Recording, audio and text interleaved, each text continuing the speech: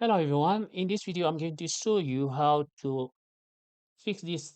It's not a problem, but how to tell Claude Codex that it must always automatically accept or allow any edit that it will do on your computer.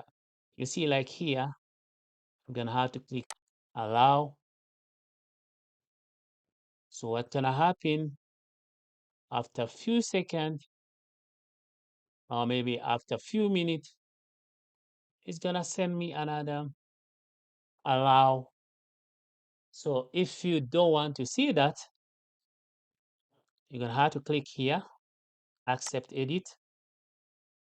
Okay, you can see, as you can see here right now, they say accept edit. You got manual, you got plan. If you want, you can just say auto. If you say auto, it will never ask you to allow or edit. Okay, why? Sometimes you need to leave it manual if you don't want Codex edit some stuff or to modify something on your folder inside your computer.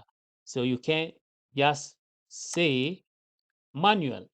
But if you want it to do everything automatic, because let's say it's gonna take time over one night, you can't sit the whole night and watch it to do clicking allow. Okay. I hope this video will help someone who is in need. Please don't forget to like it, share, and subscribe. Ciao.